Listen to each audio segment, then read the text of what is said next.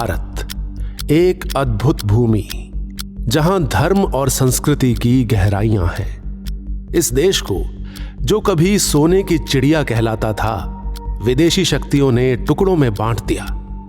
लेकिन इसका इतिहास उतना ही जीवंत और रहस्यमय है जितना कि ये भूमि खुद।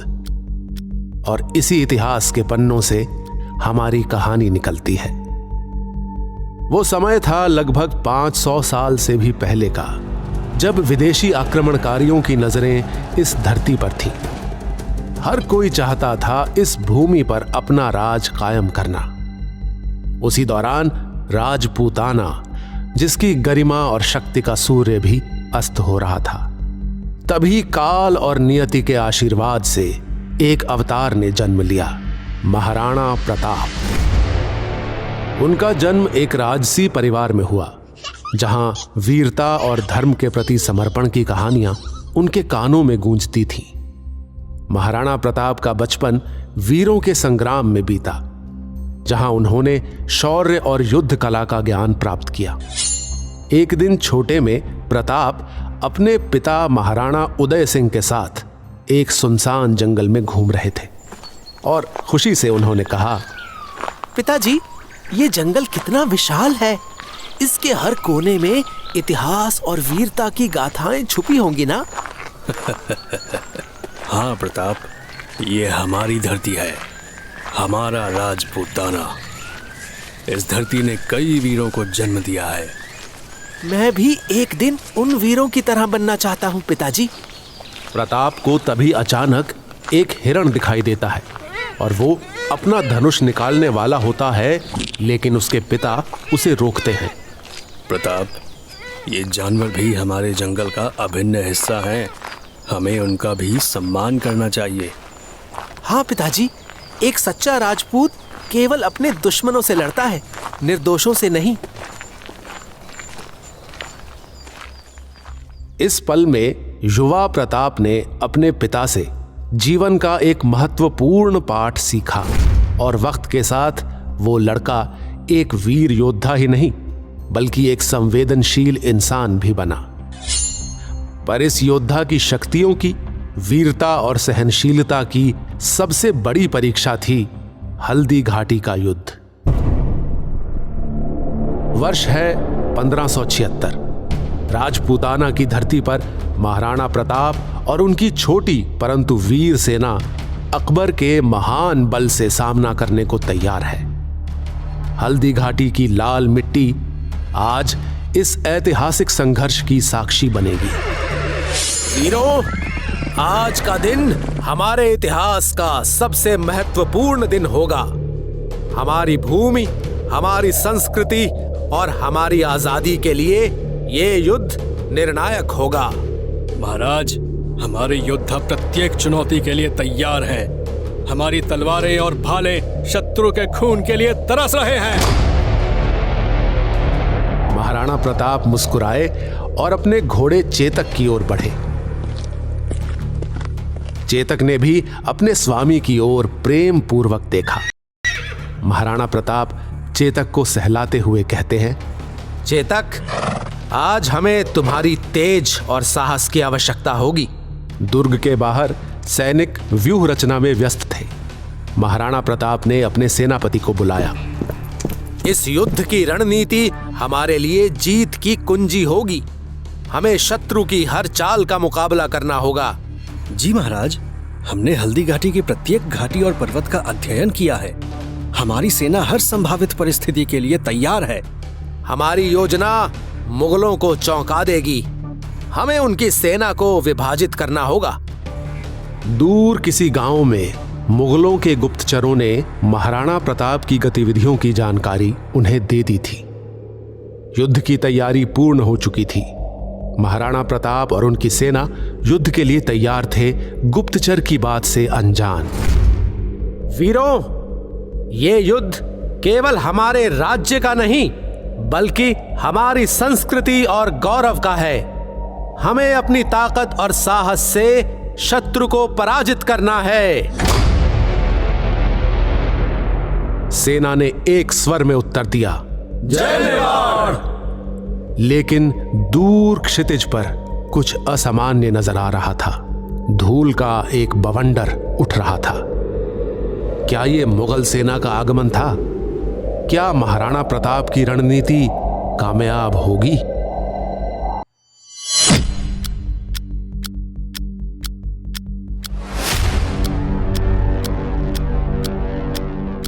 हल्दी घाटी का युद्ध 18 जून 1576 को मेवाड़ के महाराणा प्रताप का समर्थन करने वाले घुड़सवारों और धनुर्धारियों और मुगल सम्राट अकबर की सेना के बीच लड़ा गया था। इस युद्ध में अकबर की सेना का नेतृत्व आमेर के राजा मान सिंह प्रथम ने किया था। उधर इस युद्ध में महाराणा प्रताप को भील जनजाति का सहयोग मिला, क्योंकि मेवाड़ के एक बड़े हिस्से में भीलों की आबादी रहती थी और मेवाड़ के राजा के पक्ष में उनकी श्रद्धा बहुत ज्यादा थी। भीलों को अपनी धरती से भावनात्मक लगाव था। वो उस पर किसी अन्य को कब्जा नहीं करने देना चाहते थे। लड़ाई का स्थल राजस्थान के गोगुंदा के पास हल्दी घाटी में एक संकरा पहाड़ी दर्रा था। महाराणा प्रताप लगभग 3000 घुड़सवारों और 400 भील धनुर्धारियों के बल के साथ मैदान में उतरे थे। वो अपने प्रिय घोड़े चेतक पर सवार थे। मुगल शासक अकबर की ओर से सेना का नेतृत्व आमेर के राजा मान सिंह ने किया था, जिन्होंने लगभग 5000 से 10,000 लोगों की सेना की कमान संभाली थी। वो हाथी पर सवार थे। 3 घंटे से अधिक समय तक चले भयंकर युद्ध के बाद महाराणा प्रताप ने खुद को जख्मी पाया। तभी उनके कुछ सहायक लोगों ने उन्हें बचने का समय दिया। वे पहाड़ियों से भागने में सफल रहे और एक और दिन लड़ने के लिए जीवित रहे। मेवाड़ के हताहतों की संख्या लगभग 1600 पुरुषों की थी। मुगल सेना ने 150 लोगों को खो दिया, जिसमें 350 अन्य घायल हो गए। इसका कोई नतीजा नहीं निकला, जबकि मुगल गोगुंदा और आसपास के क्षेत्रों पर कब्जा करने में सक्षम थे, जिसको बाद में महाराणा प्रताप ने वापस जीत लिया। इस युद्ध की कहानी लगभग 4 साल पहले 1568 में मुगल सम्राट अकबर के दरबार में लिखी गई थी। अकबर मेवाड़ के माध्यम से गुजरात के लिए एक सरल, छोटा और स्थिर रास्ता हासिल करना चाहता था। मेवाड़ राज्य उसके लिए सबसे बड़ी समस्या थी। इसीलिए वो राणा प्रताप को या तो जीतकर या फिर अपने साथ मिलाकर मेवाड़ को अपने कब्जे में करना चाहता था, परंतु महाराणा प्रताप उसके इस मंसूबे को पूरा करने के लिए तैयार न थे। मैं अपने राज्य को गुजरात की सीमा तक बढ़ाना चाहता हूँ। बहुत अच्छा विचार है महाराज। आपके लिए कुछ भी करना असंभव नहीं है। यह काम जितनी जल्दी हो जाए उतना ही अच्छा है। इससे हमको दक्षिण पर विजय प्राप्त करना आसान हो जाएगा। इसके लिए प्रताप को जीतना आवश्यक है। मान सिंह, तुम प्रताप से बात करो। या तो वो मेरी अधीनता स्वीकार कर ले और अपना राज्य मेरे राज्य में मिला ले, और अगर वो ना माने तो उसके ऊपर चढ़ाई कर दो और उसका राज्य जीत लो। जी जहांपना, ऐसा ही होगा। अगर प्रताप मेरी संधि का प्रस्ताव स्वीकार नहीं करेगा तो मैं उसके ऊपर चढ़ाई कर दूंगा और उसके राज्य को जीतकर आपके राज्य में मिला दूंगा। मेरे गुजरात तक जाने वाले रास्ते की सबसे बड़ी बाधा राणा प्रताप ही है। उसके मेवाड़ राज्य को अपने राज्य में मिलाए बिना मेरा गुजरात को जीतना सपना ही रह जाएगा। नहीं जहांपना, आप निराश मत हो। हम जल्दी ही राणा प्रताप के राज्य को आपके राज्य में मिला लेंगे और आपका गुजरात जीतने का सपना जरूर पूरा होगा। मैं कल से ही मेवाड़ को जीतने की तैयारी शुरू कर देता हूँ।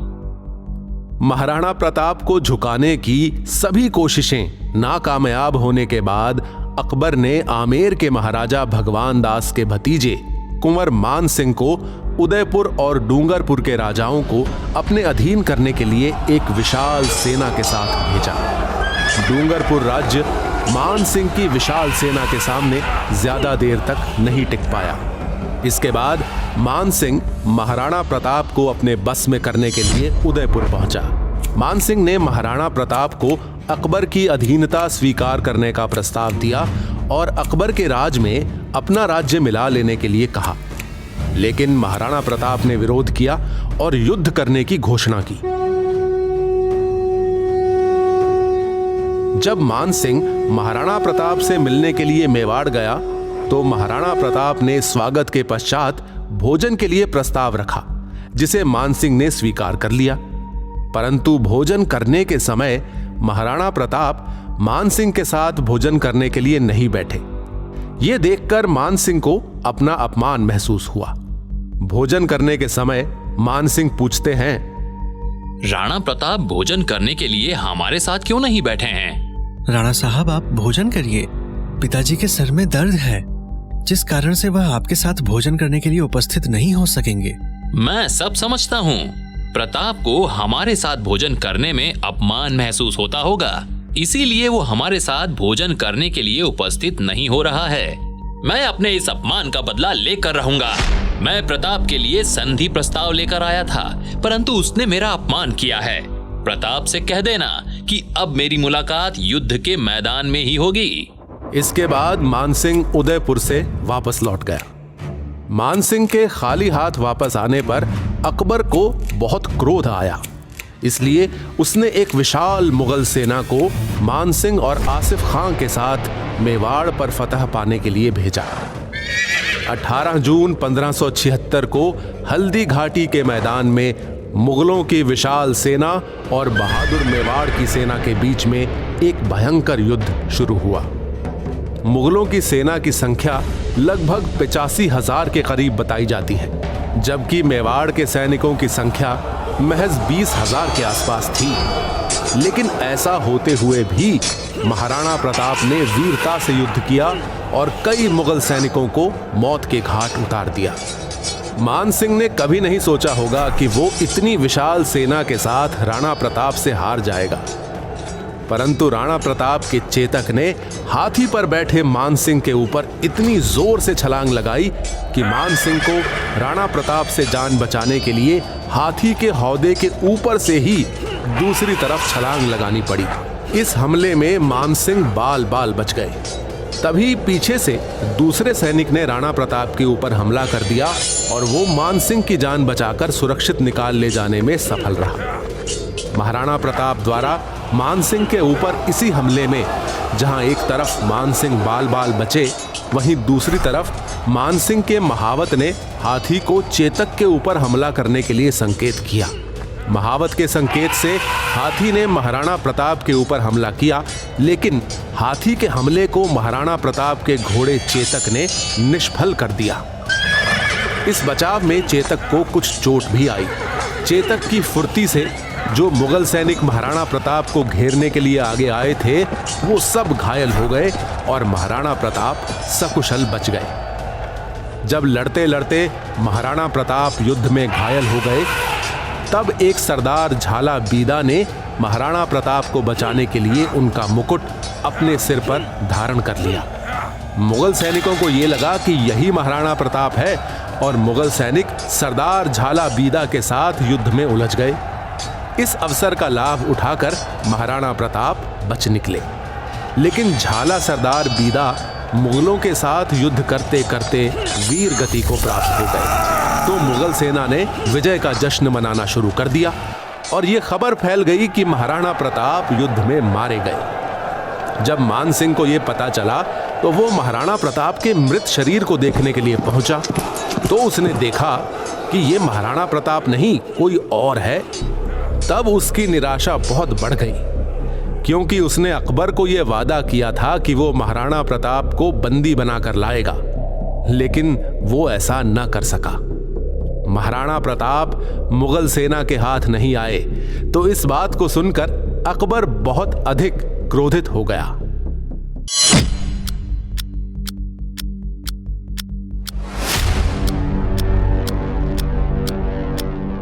वैसे तो राजस्थान का इतिहास बड़े बड़े योद्धाओं से भरा पड़ा है, लेकिन झाला मानसिंह का त्याग और बलिदान वास्तव में अद्भुत था।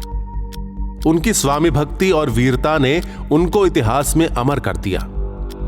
झाला मानसिंह, जो महाराणा प्रताप प्यार से सरदार झाला मन्ना कहकर बुलाते थे। झाला मन्ना का संबंध बड़ी सादड़ी से था, जिन्हें सादड़ी जागीर मिली। झाला मन्ना की बहन चंपाबाई झाला का विवाह महाराणा प्रताप के साथ हुआ था। श्री अज्जा सिंह और श्री सज्जा सिंह, जो कि झाला मानसिंह के पूर्वज थे, उनका समय राणा सांगा के समय का था। उनको बड़ी सादड़ी की जागीर विरासत में मिली थी, जो कि मेवाड़ के महाराणा रायमल ने उनको तोहफे के रूप में प्रदान की थी। झाला मन्ना को ही झाला बीदा के नाम से भी जाना जाता है। झाला मानसिंह यानी झाला बीदा के कारण ही हल्दी घाटी के युद्ध में महाराणा प्रताप को घायल होने के बाद युद्ध के मैदान से बाहर निकलने में सफलता मिली थी। महाराणा प्रताप पर आए संकट को दूर करने के लिए झाला बीदा और झाला मन्ना का बलिदान अदूसरे हैं। जब जब महाराणा प्रताप का जिक्र किया जाता है, तब तब झाला मानसिंह को भी याद किया जाता है। हल्दी घाटी युद्ध में झाला मानसिंह या झाला मन्ना या झाला बीदा का योगदान बहुत ही अप्रतिम रहा है। दरअसल झाला मानसिंह जून 1576 ईस्वी में महाराणा प्रताप और अकबर की सेना के बीच हुए हल्दी घाटी युद्ध से कुछ समय पहले ही झाला मानसिंह महाराणा प्रताप की सेना में शामिल हुए थे। मुगल सेना और महाराणा प्रताप की सेना के बीच हल्दी घाटी में भयंकर युद्ध छिड़ गया था। झाला मन्ना को मेवाड़ की सेना के बाएं भाग का नेतृत्व करने की जिम्मेदारी मिली थी। कदकाठी में महाराणा प्रताप जैसे ही दिखाई देने वाले झाला मन्ना ज्यादातर समय महाराणा प्रताप के आसपास ही लड़ाई लड़ रहे थे। अकबर की विशाल सेना में 50,000 से अधिक सैनिक थे और हाथी भी बहुत थे। ऐसा कहते हैं, अकबर की सेना बड़ी थी, लेकिन प्रताप का कलेजा बड़ा था। प्रताप की सेना में 15,000 के करीब सैनिक थे। अकबर की सेना ने हल्दी घाटी के मैदान के पास ही खुली जगह में अपने खेमे लगाए थे। मेरे विचार से यह सही समय है और सही जगह है जब हमको अकबर की सेना पर जोरदार हमला कर देना चाहिए। आप सही कह रहे हैं राणा साहब। मैं अभी अपनी टुकड़ी लेकर पश्चिमी छोर से हमला कर देता हूँ और हकीम खान सूरी दूसरी तरफ से हमला कर दें तो मुगल सेना के छक्के छूट जाएंगे। ठीक है, तो ये तय हुआ कि अब हमको मुगल सेना पर जोरदार हमला कर देना चाहिए। जय भवानी, जय भवानी। तभी महाराणा प्रताप की हरावल सेना ने हकीम खान सूर के नेतृत्व में जबरदस्त आक्रमण कर अकबर की सेना में भगदड़ मचा दी थी।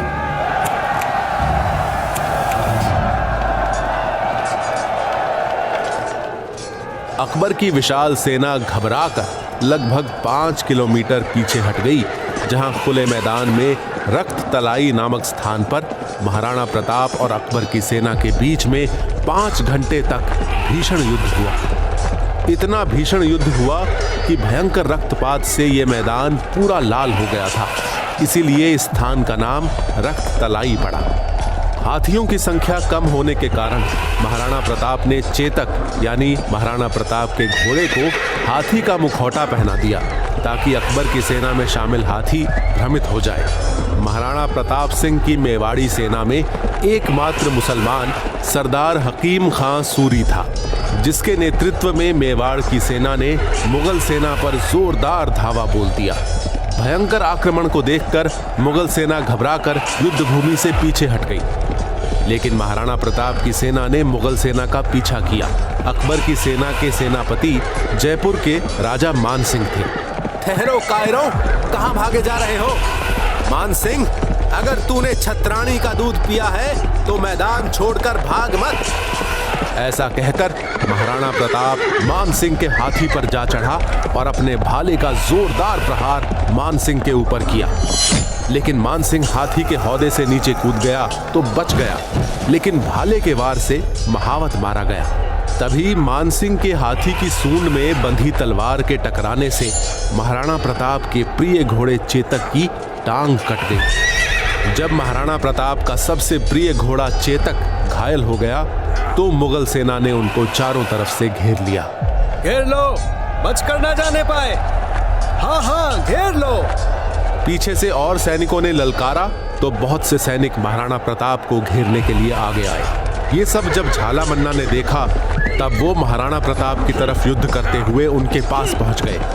महाराणा प्रताप को संकट में देखकर उन्होंने एक युक्ति अपनाई। राणा साहब, आप अकेले नहीं हैं। मैं अभी इन मुगलों को मौत के घाट उतार देता हूँ।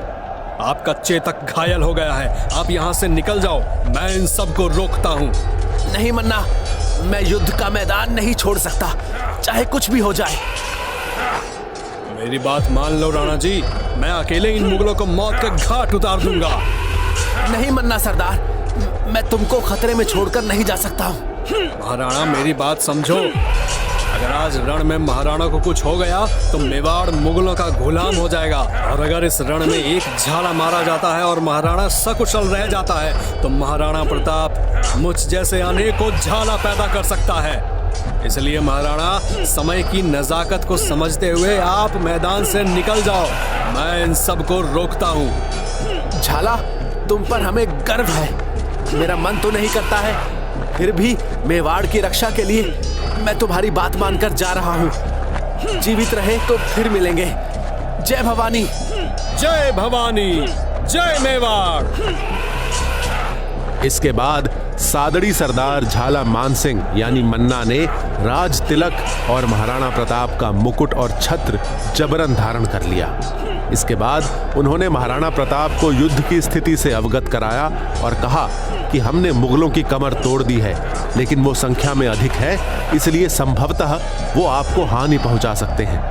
ये कहकर सरदार झाला मन्ना पूर्व दिशा में चल पड़े। ये सब इतनी जल्दी हुआ कि दुश्मन सैनिक कुछ समझ नहीं पाए। झाला मन्ना ने मुगल सैनिकों को ललकारा। आओ तुर्को, आओ, मैं महाराणा प्रताप हूँ। आज तुम सबका काम तमाम करता हूँ। मैं महाराणा प्रताप हूँ, मैं महाराणा प्रताप हूँ। जय भवानी, जय मेवाड़। झाला मानसिंह का निवेदन अपनी जगह बिल्कुल सही था, क्योंकि मुगल सेना का एकमात्र उद्देश्य या तो महाराणा प्रताप को मौत के घाट उतारना था या फिर उन्हें जीवित पकड़ना था। झाला मानसिंह की ये सूझबूझ सफल रही और मुगल सेना ने झाला मानसिंह को महाराणा प्रताप समझकर उन पर आक्रमण करना शुरू कर दिया। महाराणा प्रताप का छत्र और पगड़ी पहने झाला दूसरे युद्ध करने लगे, जिसके चलते महाराणा प्रताप को युद्ध क्षेत्र से बाहर जाने का समय मिल गया। झाला मानसिंह को मुगलों से घिरा देखकर राम शाह तोमर आगे आए। राणा, जय भवानी, मैं भी आपके साथ हूँ, अपने को अकेला ना समझो। जय भवानी, जय मेवाड़। दोनों योद्धाओं ने अपने साथियों के साथ मिलकर मुगलों पर भीषण आक्रमण किया। इस प्रकार मुगलों से लड़ते हुए झाला मानसिंह और राम शाह तोमर वीर गति को प्राप्त हुए। झाला मानसिंह के इसी बलिदान की वजह से महाराणा प्रताप बाद में मेवाड़ को मुगलों से मुक्त कराने में सफल रहे। जिस बहादुरी के साथ झाला मानसिंह दुश्मनों पर प्रहार कर रहे थे, चारों तरफ हाहाकार मचा हुआ था। प्रताप का मुकुट धारण कर वो मुगल सेना पर काल की तरह टूट पड़े। मुगलों ने उनको महाराणा प्रताप समझ लिया और पूरी सेना उनके पीछे लग गई। बहुत ही वीरता और शौर्य के साथ लड़ाई करते हुए झाला मानसिंह वीर गति को प्राप्त हुए, लेकिन इसी सूझबूझ और चातुर्यता के चलते महाराणा प्रताप सुरक्षित चेतक के साथ युद्ध भूमि से बाहर निकलने में कामयाब हो पाए। तब तक महाराणा प्रताप युद्ध स्थल से काफी दूर निकल चुके थे। झाला मन्ना ने मेवाड़ के भविष्य के लिए अपने प्राण न्यौछावर कर दिए और हमेशा के लिए अमर हो गए। झाला मन्ना यानी झाला बीदा के साथ इस युद्ध में राम शाह तोमर भी वीर गति को प्राप्त हुए। झाला मानसिंह की स्वामी भक्ति, बलिदान और सूझबूझ की वजह से महाराणा प्रताप ने मेवाड़ को आजाद कराने में सफलता प्राप्त की। झाला वंश का योगदान। झाला मन्ना के पूर्वज हमेशा मेवाड़ के लिए लड़ते रहे, लेकिन झाला वंश का मेवाड़ के दूसरे योगदान निम्नलिखित हैं। 16 मार्च 1527 को खानवा के युद्ध में झाला अज्जाजी राणा सांगा को बचाते हुए वीर गति को प्राप्त हुए थे। सन 1535 ईस्वी में बहादुर शाह के आक्रमण के समय अज्जाजी के बेटे सिंघाजी यानी सज्जाजी ने बहादुरी का परिचय देते हुए मेवाड़ के लिए शहीद हुए थे। सन 1568 में जब अकबर ने चित्तौड़गढ़ यानी मेवाड़ पर आक्रमण किया तो अज्जा जी के पोते वीर सुरतान सिंह, जो झाला मन्ना के पिता थे, उन्होंने मुगलों से भीषण युद्ध किया और वीर गति को प्राप्त हुए। जून 1576 में हल्दी घाटी के युद्ध में झाला मन्ना वीर गति को प्राप्त हुए। झाला मन्ना के पूर्वजों ने मेवाड़ के लिए अपने प्राण न्यौछावर कर दिए। इनका अविस्मरणीय योगदान युगों युगों तक याद रखा जाएगा। इस संसार में झाला के अतिरिक्त ऐसा अन्य कोई राजवंश नहीं जिसने अपने राजा के प्राणों की रक्षा के लिए ढाल बनकर अपना सब कुछ समर्पित कर दिया हो। मेवाड़ के शासकों पर जब भी कठिन समय आया, तब सदैव उस कठिनाई का यदि सबसे पहले सामना किया है तो वो वीर झाला वंश ही है। इन सब वीर सपूतों के कारण ही मेवाड़ धरा कभी मुगलों के अधीन नहीं हो सकी। जब जब महाराणा प्रताप और हल्दी घाटी युद्ध का जिक्र होगा, झाला मानसिंह का नाम अवश्य ही आदर के साथ लिया जाएगा। और जब भी मेवाड़ राज्य के इतिहास के बारे में चर्चा होगी, तब झाला राजवंश का नाम सदैव याद किया जाएगा। झाला मानसिंह की बहन, जो महाराणा प्रताप से ब्याही थीं, उनको जब झाला के बलिदान की खबर मिली तो उसने भाई की मृत्यु पर बिलखते हुए गर्व से कहा कि इस संसार में बहन के हाथ पर धन सींचने वाले भाई तो असंख्य हैं, लेकिन मेरे भाई ने तो अपनी बहन के हाथ पर अपना सिर ही सींच दिया।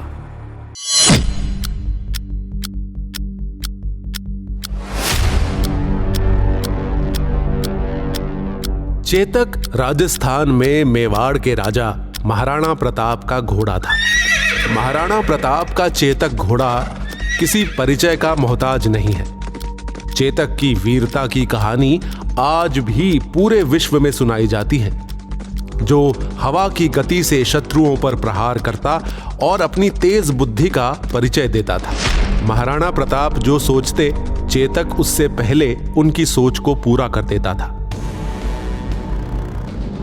महाराणा प्रताप की आंख की पुतली जिस ओर घूमती, उससे पहले चेतक उस जगह पर पहुंच जाता था। चेतक ने अपनी कुशलता, वीरता का परिचय अपनी चाल के द्वारा दिया।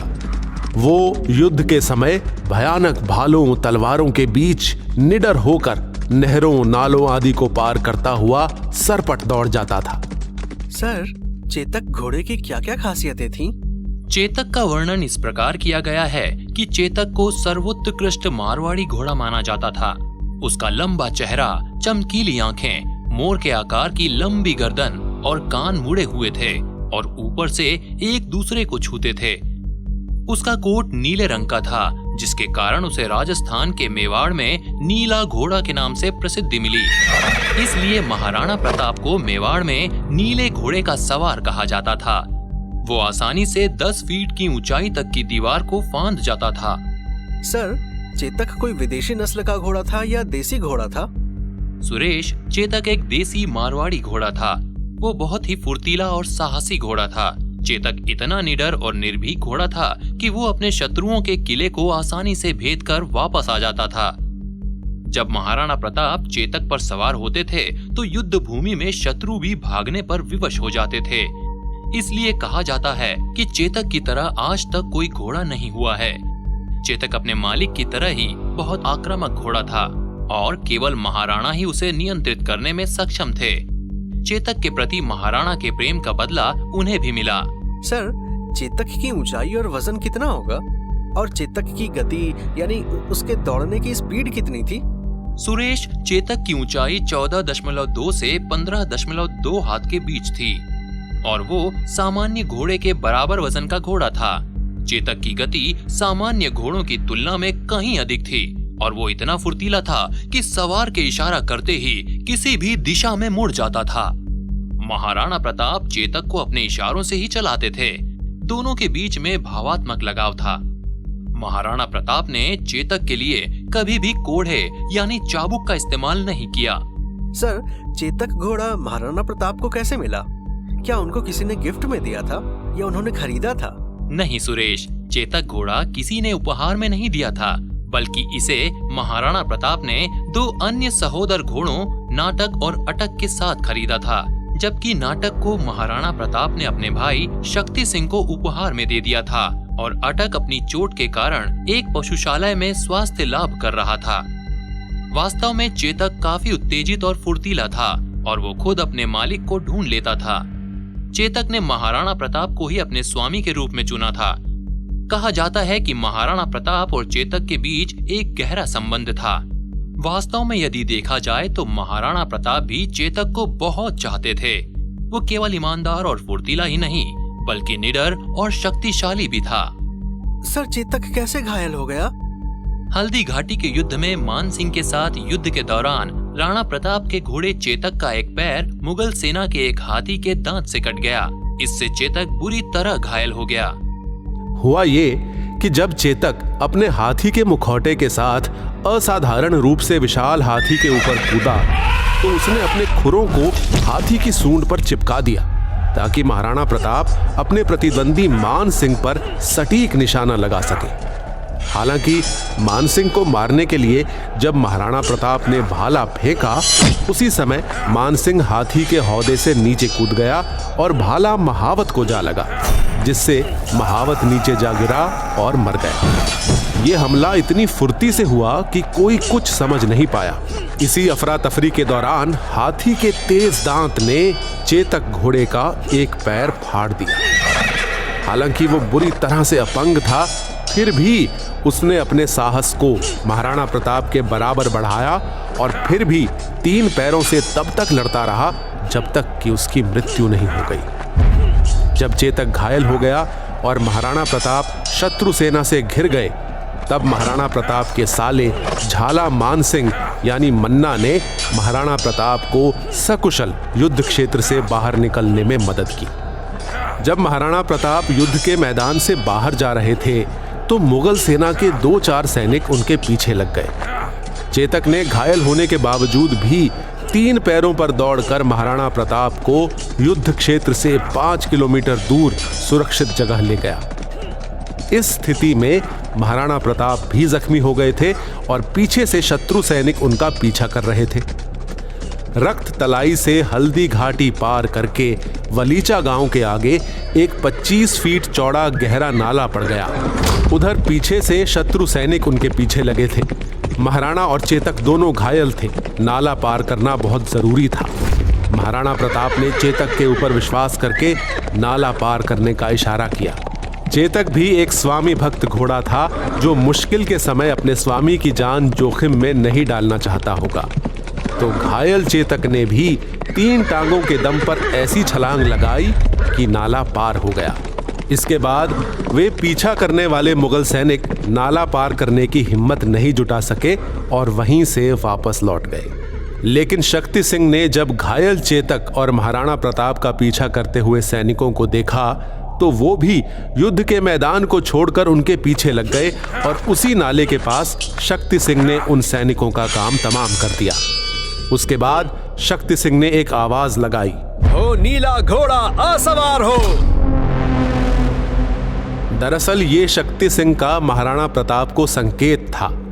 तब महाराणा प्रताप ने जय भवानी कहकर जवाब दिया और शक्ति सिंह को बताया कि चेतक मर चुका है। तब शक्ति सिंह ने अपना घोड़ा देकर महाराणा को सुरक्षित स्थान पर जाने के लिए कहा। राणा जी, आप घायल हैं और आपके शरीर से बहुत खून निकल रहा है। आप मेरा घोड़ा लेकर किसी एक सुरक्षित जगह पर चले जाएं। नहीं भाई शक्ति सिंह, तुम मेरी चिंता ना करो। मैं माँ भवानी की कृपा से सुरक्षित हूँ। तुम फौरन सरदार झाला मन्ना को सहायता देने के लिए युद्ध क्षेत्र में लौट जाओ। लेकिन भाई, मैं आपको इस हालत में अकेले कैसे छोड़ सकता हूँ? भाई शक्ति, तुम युद्ध क्षेत्र में लौट जाओ। मेरी चिंता ना करो, मैं यहाँ से सुरक्षित जगह पर चला जाऊंगा। तुम फौरन झाला मन्ना की मदद के लिए युद्ध क्षेत्र में लौट जाओ। फिर हम बाद में अगर माँ भवानी की कृपा रही तो फिर मिलेंगे। जय भवानी, जय मेवाड़। ऐसा माना जाता है कि चेतक बहुत ही समझदार और वीर घोड़ा था। हल्दी घाटी के युद्ध में मुगल सेना से अपने स्वामी महाराणा प्रताप की जान की रक्षा के लिए चेतक 25 फीट गहरे दरिया को लांघ गया था। हल्दी घाटी में बुरी तरह घायल होने पर महाराणा प्रताप को रणभूमि छोड़नी पड़ी थी और अंत में इसी युद्ध स्थल के पास चेतक घायल हो गया और उसकी मृत्यु हो गई। वो अपने पीछे महाराणा प्रताप को आंसुओं में डूबा हुआ छोड़ गया। इस युद्ध के दौरान महाराणा प्रताप का सबसे बड़ा सहयोगी और विश्वास पात्र माना जाने वाला उनका घोड़ा चेतक भी हमेशा हमेशा के लिए इतिहास के पन्नों में दर्ज हो गया। चेतक लड़ते लड़ते ही युद्ध भूमि में वीर गति को प्राप्त हुआ। उसका यह बलिदान इतिहास के पन्नों में स्वर्णाक्षरों में अंकित हो गया। अंग्रेज इतिहासकार कर्नल जेम्स टॉड का कहना है कि ऐसे विकट समय पर चेतक की अपने मालिक के प्रति वफादारी किसी दूसरे राजपूत शासक से भी ज्यादा बढ़कर थी। अपने मालिक की अंतिम सांस तक वो उन्हीं के साथ था और युद्ध भूमि से भी वो अपने घायल महाराज को सुरक्षित रूप से बाहर निकालकर ले आया था। इस बात को देखते हुए हमें इस बात को वर्तमान में मान ही लेना चाहिए कि भले ही इंसान वफादार हो या ना हो, जानवर हमेशा वफादार ही होते हैं।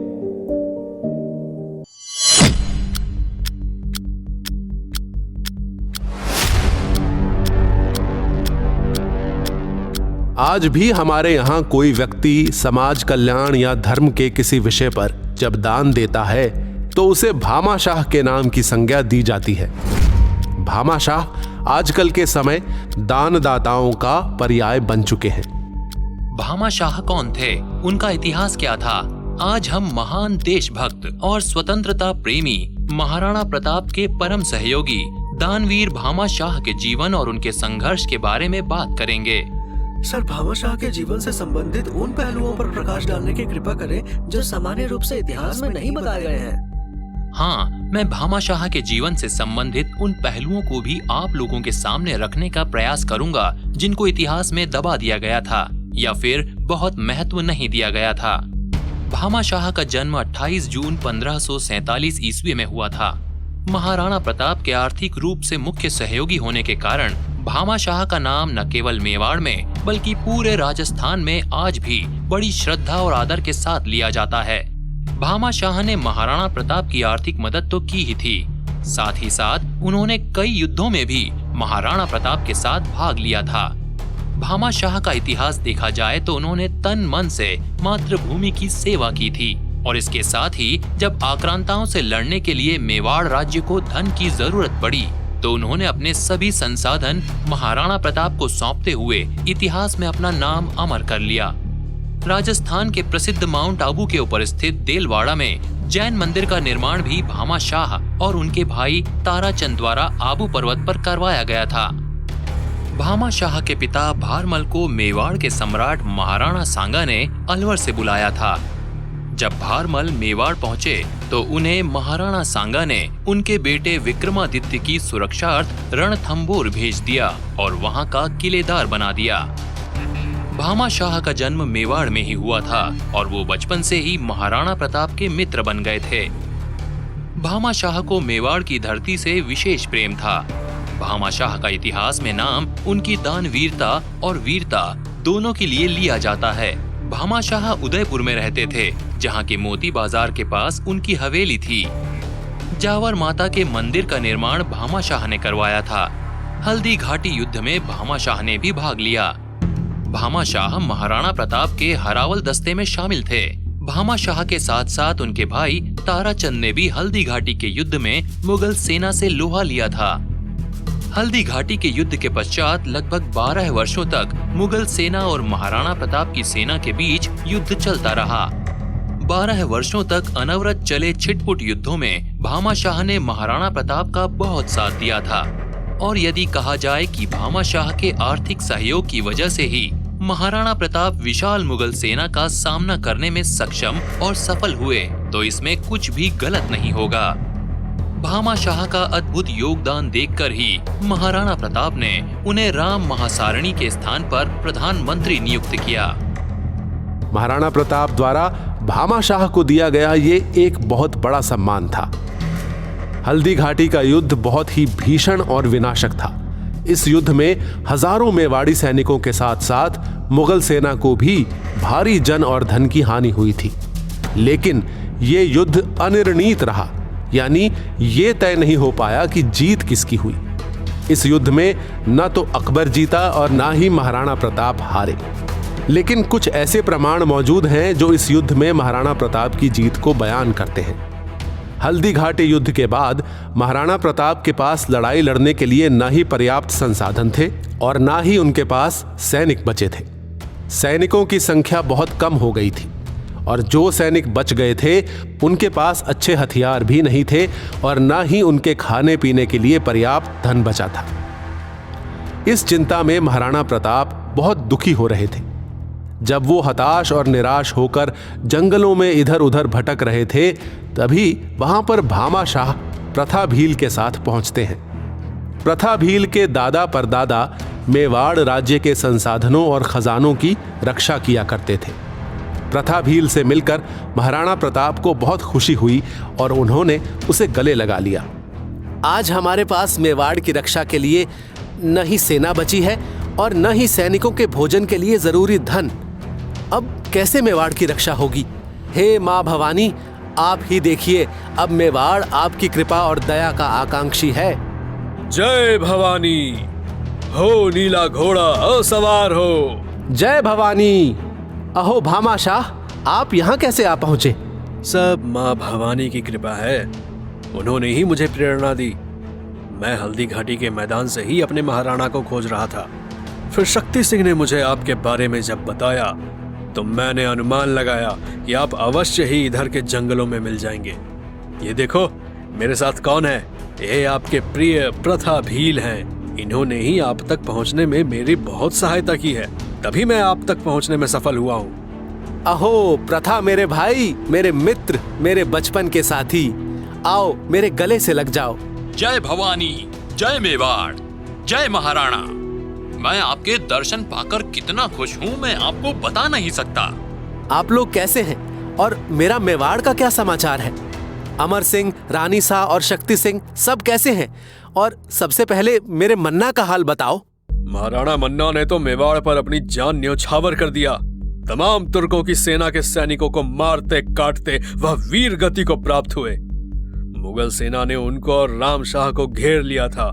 मन्ना को तो मुगल सैनिक महाराणा प्रताप ही समझकर लड़ रहे थे। ऐसा भयंकर रक्तपात किया मन्ना ने कि पूरी रणभूमि ही खून से लाल हो गई। लेकिन मन्ना और राम शाह दोनों अत्यधिक घायल होने के कारण वीर गति को प्राप्त हो गए। जैसे मन्ना वीर गति को प्राप्त हुए तो मुगलों ने जीत का उत्सव मनाना शुरू कर दिया। लेकिन मान सिंह ने जब मन्ना को देखा तो उसने कहा कि यह महाराणा प्रताप नहीं, कोई और है। तब सेना निराश होकर लौट गई। मेरे प्रिय मन्ना, तुमने मेरी प्राण रक्षा करके अपना बलिदान दे दिया। ये मेवाड़ तुम्हारा सदा ऋणी रहेगा। भामा शाह, अब मेरा चेतक भी नहीं रहा। उस दिन के हल्दी घाटी के रक्त तलाई के युद्ध में मेरी प्राण रक्षा के लिए मन्ना और चेतक दोनों ने अपने प्राणों की आहुति दे दी। अब मेरी शक्ति खत्म हो चुकी है। मेरे पास ना मन्ना है, ना चेतक, ना सेना और ना ही धन बचा है। अब कैसे मेवाड़ की रक्षा होगी? महाराणा, आप हिम्मत नहीं हारिए, आप अपना हौसला बरकरार रखिए। माँ भवानी मेवाड़ की रक्षा के लिए जरूर सहायता करेंगी। यह आपका बचपन का सखा प्रथा भील आपकी सेना के लिए लड़ाकू सैनिक इकट्ठा करेगा और मैं आपकी सेना के लिए अस्त्र शस्त्र और जरूरी खाद्यान्न के लिए धन की व्यवस्था करूंगा। फिलहाल आप यह थैली मेरी ओर से भेंट स्वरूप स्वीकार करें। इस थैली में क्या है भामा शाह? इस थैली में 25,000 सिक्के और 12,000 अशर्फियां हैं। फिलहाल इस समय सेना संगठन के लिए इतना धन मैं आपको समर्पित करता हूं और आगे और भी सहायता करने का प्रयास करूंगा। महाराणा, मैं अपने भीलों को एकत्रित करके आपके लिए एक सेना जुटाने का इंतजाम करूंगा। आप फिर से मेवाड़ विजय जरूर करेंगे। जय भवानी, जय मेवाड़। इसके बाद महाराणा प्रताप भील और राजपूतों को मिलाकर फिर से अपनी सेना बनाने में जुट गए। भामा शाह ने महाराणा प्रताप को 25 लाख चांदी के सिक्के और 12,000 अशर्फियां समर्पित कर बहुत बड़ा दान दिया। उस समय ये संपत्ति यानी धन इतना बड़ा था कि इस धन से मेवाड़ी सेना का 10-12 वर्षों तक निर्वहन निर्बाध रूप से हो सकता था। भामाशाह ने कई बार मेवाड़ की सैन्य टुकड़ियों का भी नेतृत्व किया था। भामाशाह द्वारा ज्यादातर आक्रमण गुजरात, मालवा और मेवाड़ क्षेत्रों में किए जाते थे, जहां से उन्हें प्रचुर मात्रा में धन संपदा भी मिलती थी। वर्ष 1635 ईस्वी में भामाशाह द्वारा मालवा पर मुगल सेना के खिलाफ बोला गया धावा विश्वविख्यात है। इसमें उन्होंने महाराणा प्रताप के बेटे कुंवर अमर सिंह के साथ मालपुरे में मुगल खजाने को लूट लिया। महाराणा प्रताप और मुगल सेना के बीच दिवेर की घाटी के मध्य लड़े गए युद्ध में मेवाड़ी सेना ने मुगल सेना के छक्के छुड़ा दिए थे। महाराणा प्रताप के बाद महाराणा अमर सिंह के शासनकाल में भी भामाशाह ने 2 करोड़ का दान उन्हें प्रदान किया था। इसका उल्लेख खुम्मान रासों में मिलता है। सर, क्या भामाशाह को अकबर का प्रलोभन दिया गया था? हाँ, भामाशाह को अपनी मातृभूमि से बहुत प्रेम था। साथ ही पूर्ण रूप से समर्पित होकर मेवाड़ की धरा को मुगल शासन से दूर रखने में महत्वपूर्ण भूमिका निभाने वाले भामाशाह को अकबर ने कई प्रलोभन देते हुए मेवाड़ और महाराणा प्रताप से अलग करने की कोशिश की, लेकिन भामाशाह के ऊपर इसका तनिक भी असर नहीं हुआ। दरअसल अकबर की ये रणनीति होती थी कि वो जहाँ पर कामयाब नहीं होता वहाँ पर फूट डालो और राज करो की नीति अपनाता, तथा इस नीति के तहत वो राजपूत राजाओं, सामंतों और उच्च अधिकारियों को एक दूसरे के खिलाफ भड़काकर अलग करता या उन्हें अपनी सेना में शामिल कर लेता था। इस तरह उसकी शक्ति बढ़ती जा रही थी। इसी रणनीति के तहत अकबर ने अब्दुल रहीम खान खाना नामक एक कूटनीतिज्ञ को भामाशाह के पास भेजा और कहा कि कैसे भी करके भामाशाह को अपने पक्ष में करने या महाराणा प्रताप से अलग करने के लिए कोशिश करो। लेकिन भामाशाह ने अकबर के भेजे हुए दूत अब्दुल रहीम खान खाना के सभी प्रस्तावों को ठुकरा दिया। उम्र के अंतिम पड़ाव पर भामाशाह ने उनकी पत्नी को अपने पास बुलाया और मेवाड़ के खजाने का पूरा विवरण उसे सौंप दिया और कहा कि ये मातृभूमि की रक्षा के लिए दान कर देना। उस समय मेवाड़ में महाराणा अमर सिंह का राज था। भामाशाह की पत्नी ने पूरी धन संपदा को दान कर दिया। ऐसे विशाल हृदय वाले देश प्रेमी, प्रजा प्रेमी और निष्ठावान, कर्मठ, दानदाता और दानवीर भामाशाह का नाम इतिहास में सदा के लिए अमर हो गया। भामाशाह की मृत्यु सन 1600 में हुई थी। भामाशाह की मृत्यु के समय उनकी आयु 51 वर्ष थी। 1597 ईस्वी में महाराणा प्रताप की मृत्यु हुई थी और महाराणा प्रताप की मृत्यु के 3 वर्ष पश्चात भामाशाह ने भी प्राण त्याग दिए। भामाशाह 1547 से 1600 मेवाड़ राज्य का दीवान था। हल्दी घाटी के 1576 के युद्ध के बाद महाराणा प्रताप की सेना के पुनर्गठन और मुगलों के विरुद्ध युद्ध जारी रखने के लिए भामाशाह ने अपनी निजी और पैतृक संपत्ति अर्पित कर दी। इसने मालवा के आक्रमण करके वहां से दंड स्वरूप 25 लाख रुपए महाराणा को समर्पित कर दिए। राणा प्रताप भामाशाह का बड़ा सम्मान करते थे। महाराणा प्रताप के समय से ही राजधानी उदयपुर की पंच पंचायत, जाति, भोज, सिंह पूजा आदि विशेष अवसरों पर भामाशाह के मुख्य वंशधर को ही सर्वप्रथम तिलक किया जाता है। भामाशाह भी प्रताप की तरह सच्चे देशभक्त थे। इन्होंने मेवाड़ की सेना के लिए छापामार पद्धति से युद्ध नीति अपनाई तथा दुश्मन राज्यों पर धावा बोलकर वहां से धन संपदा ले आते थे। इनके बाद राणा अमर सिंह के शासन में भामाशाह के बेटे जीवा शाह ने राज सेवा का धर्म निभाया तथा अक्षय राज प्रताप के पोते कर्ण सिंह के साथ मेवाड़ के प्रधान पद पर रहकर न सिर्फ जैन धर्म के गौरव को बढ़ाया बल्कि अपनी ईमानदारी तथा स्वामी भक्ति का परिचय भी दिया।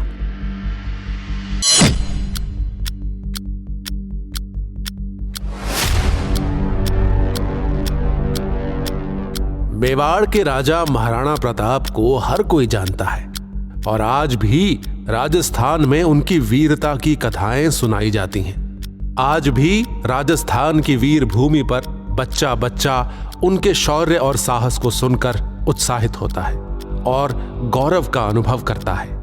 आप सभी ने महाराणा प्रताप की कई शौर्य गाथाएं सुनी होंगी और कई वीर रस से पूर्ण कविताएं और वीर कथाएं भी सुनी होंगी।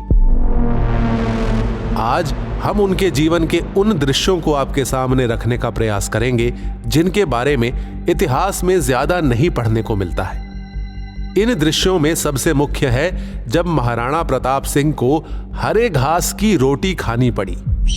ये दृश्य राणा प्रताप के उस साहस और संघर्ष को बयां करता है जो इतिहास में किसी दूसरे राजा या शासक को कभी नहीं झेलना पड़ा होगा। राजमहलों में रहने वाले महाराणा प्रताप ने अपनी आन बान और शान के लिए अपनी जान को संकट में डाल देना स्वीकार किया, लेकिन कभी मुगल साम्राज्य की अधीनता स्वीकार नहीं की। महाराणा प्रताप के इसी स्वाभिमानी स्वभाव से मानसिंह जैसे राजा अकबर की अधीनता स्वीकार करने वाले लोग महाराणा प्रताप से ईर्ष्या करते थे, तो वहीं दूसरी तरफ स्वाभिमानी राजपूतों को महाराणा प्रताप पर बड़ा गर्व था।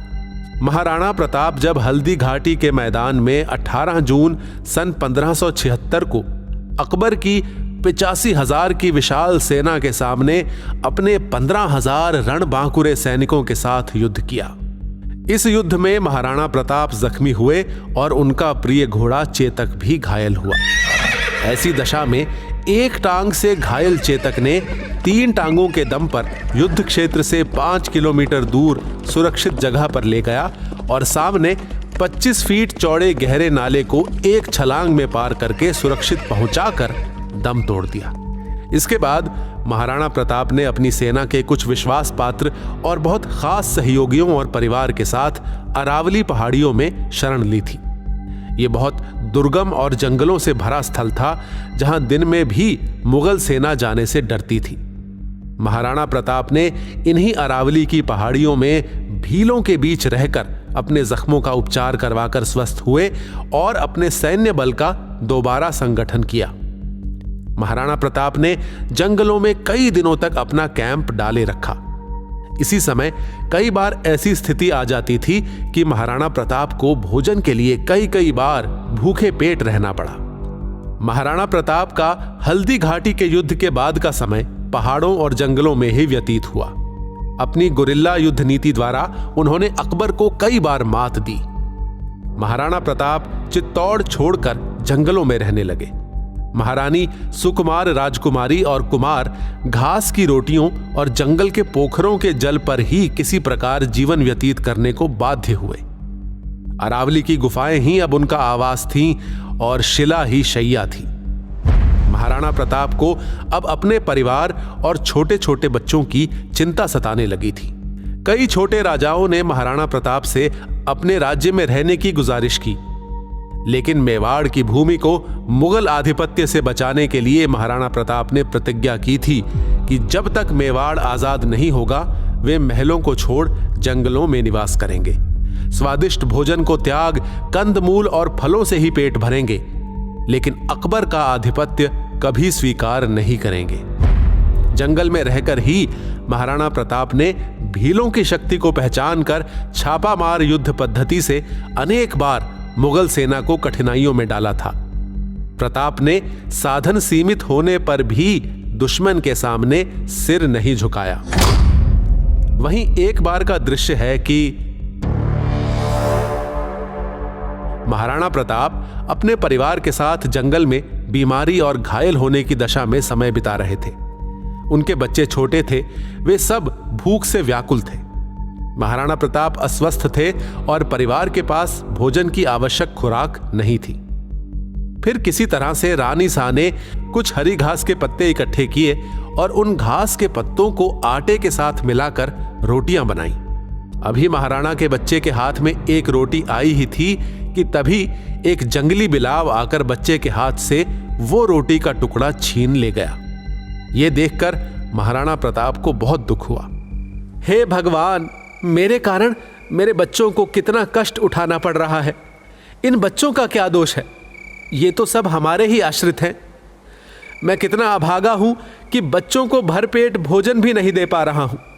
वहीं गद्दार मानसिंह, टोडरमल, पृथ्वी सिंह जैसे लोगों को देखो, वो सब कितने ठाठ बाट से रह रहे हैं। महारानी ने कहा, आप ऐसा क्यों सोच रहे हैं? हमारे खानदान में हमसे भी बढ़कर कष्ट उठाने वाले पूर्वज हुए हैं, जिन्होंने मेवाड़ की रक्षा के लिए न जाने कितने कष्ट उठाए हैं। आप जल्दी स्वस्थ हो जाइए, फिर मेवाड़ पर पुनः कब्जा कर लिया जाएगा। ये दिन जल्दी ही खत्म हो जाएंगे। महाराणा की पुत्री ने कहा, पिताजी, आप मेरी तरफ से चिंतित ना हो। आप घायल हैं और आपके शरीर में बहुत जख्म हो गए हैं। जब आप स्वस्थ हो जाएंगे तो फिर से हम मेवाड़ पर कब्जा कर लेंगे। पुत्री, भगवान करे तुम्हारी बात सच हो जाए। माँ भवानी की कृपा से हम फिर से मेवाड़ पर कब्जा कर लेंगे। पिताजी, आप बहुत उदास ना हो। हम एक दिन अवश्य अपने मेवाड़ में होंगे। भवानी माँ की कृपा से हम बहुत जल्द ही मेवाड़ पर कब्जा कर लेंगे। बेटा, ये समय हमारे लिए संकट का और परीक्षा का है। भगवान हमारे धैर्य और साहस की परीक्षा ले रहा है। देखो, हल्दी घाटी के युद्ध में हमारा प्रिय घोड़ा चेतक भी हमसे रूठ गया और तुम्हारे मामा मन्ना भी युद्ध में वीर गति को प्राप्त हो गए। हमारे पास उतनी सेना भी नहीं बची है और ना ही सेना को रखने के लिए पर्याप्त धन और संसाधन ही हैं। ऐसे समय में अगर कोई हमारे ऊपर हमला कर दे तो हमारे पास उसका मुकाबला करने के लिए शक्ति और सामर्थ्य भी नहीं बची है। पिताजी, आप ये क्या कह रहे हो? अभी आपका बेटा जिंदा है। किसी दुश्मन में इतनी दम नहीं कि वह अमर सिंह के होते हुए आपको छू भी ले। मैं उसको छठी का दूध ना याद दिला दूं तो मेरा नाम अमर सिंह नहीं। महाराणा प्रताप वैसे तो राजपूत शासक थे, लेकिन वो पूर्ण शाकाहारी थे। इसलिए उनके भोजन में ज्यादातर पौष्टिक शाकाहार ही रहता था। इसलिए उनके भोजन में रोटियां शाक और पत्तों को मिलाकर बनाई जाती थीं। लेकिन महाराणा प्रताप के घास की रोटियां खाने से इतिहासकारों का मतलब ये ही था कि उनके सामने भोजन और खाद्य पदार्थों की बिल्कुल कमी थी और उनके सामने भोजन का अभाव था। ऊपर से वो बीमार और जख्मी थे। उनके पास मेवाड़ के राजमहल की सुख सुविधा भी नहीं थी। ऐसी स्थिति में महाराणा प्रताप ने हिम्मत नहीं हारी। लेकिन जब उनके सामने से जंगली बिलाव बेटे के हाथ से रोटी छीन ले गया और आगे दूसरी रोटी की कोई व्यवस्था नहीं थी, तब बेटे की भूख महाराणा प्रताप से सहन नहीं हुई। तब उन्होंने विचार किया कि इस तरह के जीवन जीने का कोई लाभ नहीं है और अकबर से संधि कर लेनी चाहिए। इस उधेड़बुन में महाराणा प्रताप ने कई बार सोचते सोचते एक संधि पत्र अकबर को भेज दिया, लेकिन मेवाड़ के सौभाग्य और अकबर के दुर्भाग्य से वो संधि पत्र अकबर को प्राप्त न हो सका। ये पत्र अकबर के दरबार में एक दूसरे राजपूत राजा पृथ्वी सिंह के हाथ लग गया, जिसको पढ़कर पृथ्वी सिंह बहुत गुस्सा हुआ और उसने महाराणा प्रताप को पत्र भेजकर मुगलों से संधि न करने की सलाह दी। इस पत्र को पढ़कर महाराणा प्रताप का हृदय परिवर्तन हो गया और उन्होंने अकबर से संधि का विचार त्याग दिया। उधर दूसरी तरफ तभी भामाशाह और प्रथाभील ने महाराणा प्रताप को सेना पुनः गठित करने की सलाह दी और आवश्यक धन उपलब्ध करवा दिया, जिससे महाराणा प्रताप के निराशा के बादल छट गए और उन्होंने भीलों और राजपूतों की एक सेना को तैयार किया और अकबर के ऊपर चढ़ाई कर दी। फिर अपनी गुरिल्ला छापामार युद्ध प्रणाली से अपने सभी किले एक एक करके जीत लिए और अपना खोया हुआ साम्राज्य वापस ले लिया। महाराणा प्रताप के पुनः सक्रिय हो जाने से अकबर अब महाराणा प्रताप के नाम से सपने में भी डर जाता था। इस डर के कारण सन 1585 ईस्वी में अकबर लाहौर चला गया और उत्तर पश्चिम की स्थिति पर नजर रखते हुए अगले 12 वर्षों तक वहीं रहा। इस दौरान मेवाड़ में कोई भी बड़ा मुगल अभियान नहीं भेजा गया। प्रताप ने स्थिति का फायदा उठाया और पश्चिमी मेवाड़ पर अधिकार कर लिया, जिसमें कुंभलगढ़, उदयपुर और गोगुंदा शामिल थे। इस दौरान उन्होंने आधुनिक डूंगरपुर के पास एक नई राजधानी चावड़ भी बनाई। 19 जनवरी सन 1597 में मात्र 56 वर्ष की अल्प आयु में जब महाराणा प्रताप की मृत्यु हो गई, तभी अकबर लाहौर से वापस लौटा और आगरा के पास फतेहपुर सीकरी में अपनी राजधानी बनाकर रहने लगा।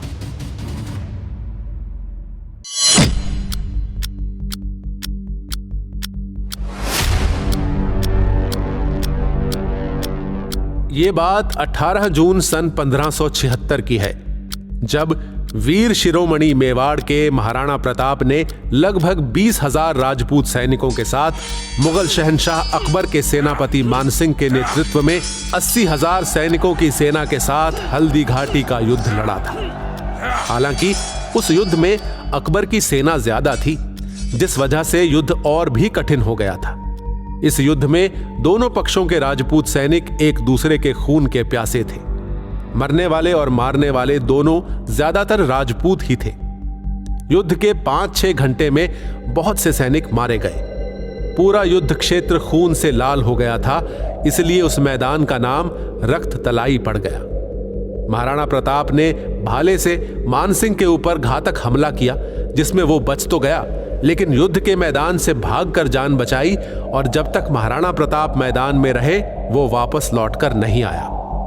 उधर महाराणा प्रताप के घोड़े चेतक की एक टांग हाथी के दांत से कट गई थी, फिर भी वो 3 पैरों से मैदान में लड़ता रहा।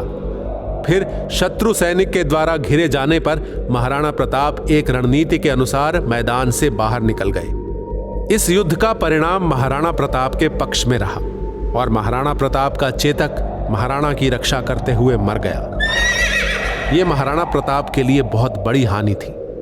अब हल्दी घाटी के युद्ध के बाद बदली हुई परिस्थितियों को देखते हुए महाराणा प्रताप ने अपनी प्रजा को बचाने के लिए अपनी सेना और पूरे परिवार के साथ अरावली के जंगलों में शरण ली, जिससे सेना के स्वस्थ होने के साथ साथ सभी मेवाड़ियों ने अपने महिलाओं और बच्चों की भी हिफाजत की। लेकिन जंगल में जीवन यापन कर रहे सभी सेना और लोगों को बहुत कठिनाइयों का सामना करना पड़ रहा था, खासकर उन महिलाओं और बच्चों के लिए जो अत्यधिक चुनौतीपूर्ण स्थितियों में संघर्ष कर रहे थे। समय के साथ उन लोगों के पास जो राशन था वो भी खत्म होता जा रहा था, जिससे कठिनाइयां और बढ़ती जा रही थी। उसी दौरान राशन की घटती आपूर्ति ने महाराणा प्रताप को बहुत चिंतित कर दिया था। उनकी प्रजा पर संकट आता देख राणा को चैन नहीं मिल रहा था। वहीं प्रजा भी राशन की घटती आपूर्ति को देख जंगल में उपलब्ध घास के बीजों से रोटियां बनाने और खाने लगे। उधर उस समय दिल्ली के शहंशाह अकबर के दरबारियों में जहां एक तरफ मान सिंह अकबर के खासम खास थे, तो वहीं दूसरी तरफ एक पृथ्वी सिंह नाम के राजपूत सरदार भी थे, जिन्हें पीथल के नाम से भी जाना जाता था। पृथ्वी सिंह जी महाराणा प्रताप के बहुत बड़े प्रशंसक थे और अक्सर अकबर के दरबार में उसकी ही उपस्थिति में राणा की भरपूर प्रशंसा कर दिया करते थे। हालांकि अकबर कई बार पृथ्वी सिंह पर क्रोधित भी हुआ, पर उनकी सोच को परिवर्तित नहीं कर पाया। एक बार जब दरबार में महाराणा प्रताप को मुगलिया सल्तनत के अधीन करने पर चर्चा हो रही थी, हमारे मुगल साम्राज्य में सारे राजपूत सम्मिलित हो चुके हैं, केवल एक प्रताप को छोड़कर। मैंने उसके पास कई बार संदेश भेजा, लेकिन वो हर बार इनकार कर देता है। जहां पना आपने जिन जिन को भेजा, वे लोग आपके संदेश को प्रताप तक ठीक ठाक ढंग से नहीं पहुंचा पाए होंगे। इस बार आप मुझे प्रताप के पास जाने की अनुमति दीजिए जहां पना, फिर देखिए प्रताप कैसे आपके दरबार में हाजिर होता है। मान सिंह, महाराणा प्रताप सिंह शेर है। उसके साथ बात करने के लिए शेर का दिल तुमको रखना पड़ेगा। इतनी आसानी से महाराणा मुगलिया सल्तनत के अधीन नहीं आ जाएगा। पृथ्वी सिंह, तुम प्रताप का इतना पक्ष क्यों ले रहे हो? तुम मुगलिया दरबार के दरबारी हो कि प्रताप के टुकड़ों पर पलने वाले चारण हो? जहां पना प्रताप आसानी से संधि करने वाले नहीं है। टोडरमल, तो फिर वो कैसे मानेगा? जहां पना मुझे तो लगता है कि वह बिना युद्ध के नहीं मानेगा। मैं पहले उससे बात करता हूँ। अगर बात से मानेगा तो ठीक है, और अगर बात से नहीं मानेगा तो फिर मैं उसके ऊपर चढ़ाई कर दूंगा। युद्ध में उसको बंदी बनाकर लाऊंगा नहीं तो मैं उसको मार ही डालूंगा। ठीक है मान सिंह, तुम समझाओ प्रताप को, उससे बात करो और समझाओ कि मेरे राज्य में अपना राज्य मिला ले, इसी में उसका भला है। जी जहांपना। आपको ये भी बता दें कि मेवाड़ के महाराणा प्रताप को पातल या पाथल के नाम से भी जाना जाता था, जो महाभारत के अर्जुन का दूसरा नाम है। ये नाम पार्थ शब्द से बना है और पार्थ का अपभ्रंश नाम पात्र है। एक सुबह पाथल यानी महाराणा प्रताप ने देखा कि एक जंगली बिलाव युवराज अमर सिंह की घास के बीज से बनी रोटी छीनकर भाग गया और इसी घटना के कारण अमर सिंह जी खूब रोने लगे। जहां एक तरफ सूर्यवंशी महाराणा को हजारों सैनिक भी ना तोड़ पाए, वहीं महाराणा अपने बच्चे के साथ हुई इस घटना से उदास और परेशान हो गए। अमर सिंह और उनके सभी प्रजा की स्थिति को देखकर महाराणा असहाय महसूस कर रहे थे और उन्होंने कुछ ऐसा किया जो कोई क्षत्रिय अपने स्वप्न में भी न सोचे। क्षत्रिय तो छोड़िए, ये भयावह बात स्वयं महाराणा प्रताप ने भी अपने स्वप्न में भी न सोची होगी। निराशा और बेबसी ने राणा को इस कदर तोड़ दिया कि उन्होंने अकबर को एक पत्र लिखकर कहा कि अपने मेवाड़ और उसकी प्रजा के लिए वो आत्मसमर्पण करने को तैयार है। जब अकबर को पाथल यानी महाराणा प्रताप का पत्र मिला तो उसकी खुशी का ठिकाना न रहा। आखिर संपूर्ण भारत पर राज करने का उसका स्वप्न साकार होता दिखाई दे रहा था। उससे भी ज्यादा खास बात तो ये थी कि उसे ये लगने लगा था कि अब वो अपने सबसे बड़े शत्रु को हराने में समर्थ होने वाला है। पत्र मिलते ही अकबर ने पृथ्वी सिंह को दरबार में बुलवाया और सभी दरबारियों के सामने उसे महाराणा का पत्र पढ़ने को कहा। पीथल यानी पृथ्वी सिंह ने सभी के सामने महाराणा का पत्र पढ़ा। इस पत्र ने पीथल को भीतर तक झकझोर दिया था। वहीं पीथल के पत्र पढ़ने के बाद अकबर ने बुलंद आवाज में महाराणा और राजपूती खून को अपमानित कर कहा, मैं आज पूरे राजपुताने का राजा हो गया हूँ और आखिरकार मैंने मेवाड़ को जीत ही लिया। अब कोई आकर मुझे ये बताओ कि राजपूत राजा प्रताप की रगों में किस तरह के राजपूत का खून है। दरबार में सन्नाटा छा गया। थोड़ी ही देर में सब अकबर की जय जयकार करने लगे। पूरे दरबार में खुशी मनाई जाने लगी। अकबर की इस प्रतिक्रिया ने पीथल को झकझोर कर रख दिया, क्योंकि उन्हें यह बेहद अपमानजनक और घृणित लगा। उन्हें विश्वास ही नहीं हो रहा था कि उनके महान नायक महाराणा प्रताप ने मुगलों से हार मान ली है। जिसके नाम से शत्रु भी कांपते थे, उन्होंने आज समर्पण कर दिया है। यहां पर यह भी कहा जाता है कि पत्र अकबर को प्राप्त न हो सका था। उसे अकबर से पहले ही पृथ्वी सिंह ने पढ़ लिया था और महाराणा प्रताप को जोरदार भावनात्मक पत्र लिखा, जिससे महाराणा प्रताप का संधि करने का विचार बदल गया। उसी क्षण पृथ्वी सिंह यानी पीथल को यह महसूस हुआ कि महाराणा प्रताप ने जंगल में प्रतिकूल परिस्थितियों के कारण ही हार मान ली होगी। महाराणा को प्रोत्साहित करते हुए पीतल ने वापस खत लिखा और उस पत्र में उन्होंने महाराणा को उनकी वीरता और सभी उपलब्धियों की याद दिलाई।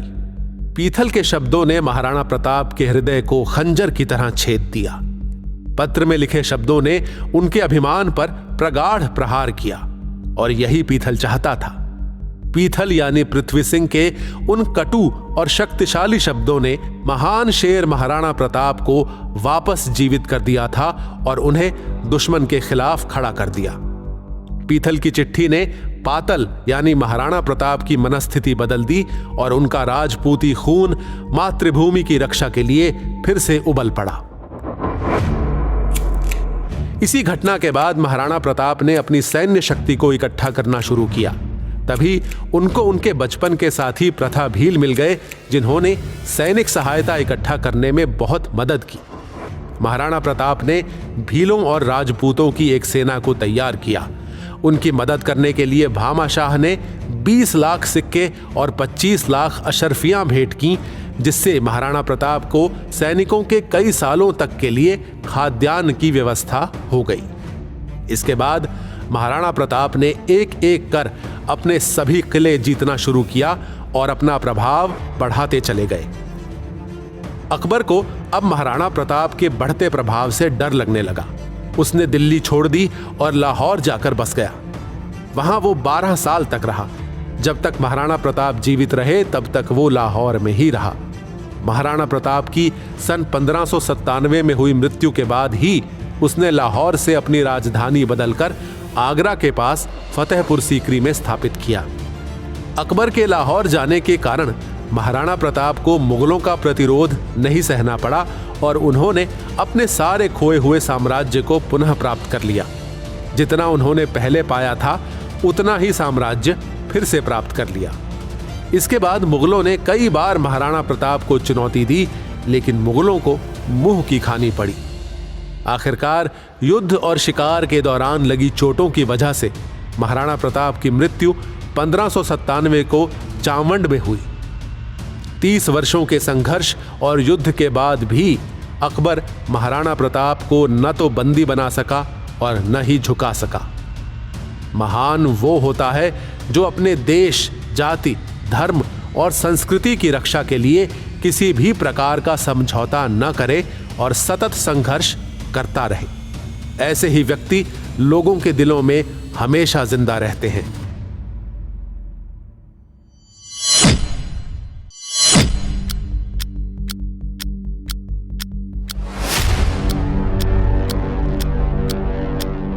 राजस्थान के इतिहास में 1582 में दिवेर का युद्ध एक महत्वपूर्ण युद्ध माना जाता है, क्योंकि इस युद्ध में राणा प्रताप ने अपने खोए हुए राज्यों की पुनः प्राप्ति कर राजस्थान का गौरव पुनः प्रतिष्ठित किया था।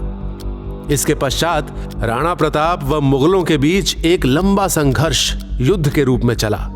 इस युद्ध के कारण अंग्रेज इतिहासकार कर्नल जेम्स टॉड ने इस युद्ध को मेवाड़ का मैराथन का नाम दिया। सर, इस युद्ध को मेवाड़ का मैराथन का नाम देने का क्या कारण रहा होगा? सुरेश, इसके पीछे एक लंबा संघर्ष है जो मुगलों और महाराणा प्रताप के बीच चला। इस युद्ध में अकबर की सेना को नाको चने चबाने पड़े थे। सर, इनके बारे में डिटेल में बताने की कृपा करें। ठीक है, पहले दिवेर की भौगोलिक स्थिति और इतिहास के बारे में समझना होगा। राजस्थान के मेवाड़ के उत्तरी छोर का दिवेर का नाका अन्य नाकों से एकदम विलक्षण है।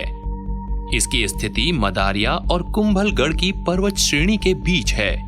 प्राचीन काल में इस पहाड़ी क्षेत्र में गुर्जर प्रतिहारों का अधिपत्य था, जिन्हें इस क्षेत्र में बसने के कारण मेर कहा जाता था। यहाँ की स्थापत्य कलाओं में इस जाति के निवास स्थलों के कई अवशेष हैं।